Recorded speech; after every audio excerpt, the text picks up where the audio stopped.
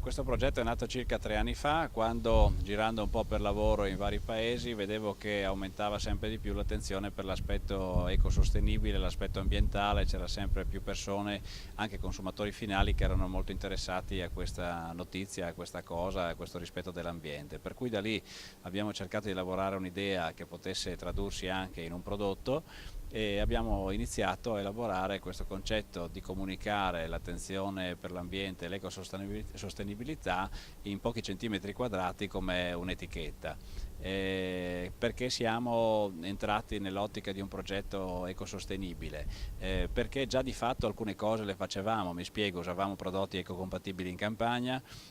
stavamo ragionando su un impianto fotovoltaico e quindi ci sembrava giusto utilizzare l'energia del sole piuttosto che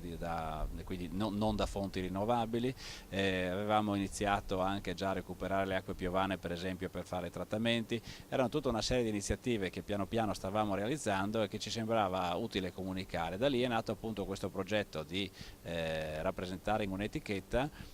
queste nostre attività e quindi, una volta realizzato anche l'impianto fotovoltaico, abbiamo progettato questa etichetta che abbiamo presentato al Vinitaly di un anno fa. L'idea si è tradotta anche in un successo commerciale, perché ne hanno parlato diverse riviste del settore, diversi anche giornali non solo del settore ma destinati al consumatore finale, e diciamo che l'iter si è un po' concluso con un importante contratto commerciale, con una importante catena di distribuzione a livello nazionale, che ci ha consentito di vedere un po' coronato questo nostro sogno, nel senso che nell'etichetta noi diciamo un po' queste procedure, quindi che risparmiamo, che usiamo prodotti ecocompatibili, che utilizziamo le acque piovane per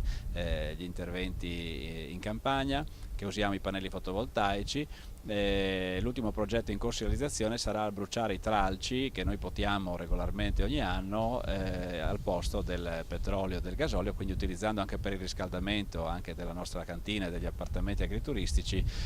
questo tipo di combustibile naturale. Questo è stato un po' il progetto che è nato e si è concretizzato nell'arco di un paio d'anni, ma che, come dico, è stato anche un successo commerciale che ci ha dato quindi soddisfazione e che ci auguriamo quindi possa anche durare nel tempo, con sempre maggiore attenzione da parte nostra alle opportunità che si dovessero creare.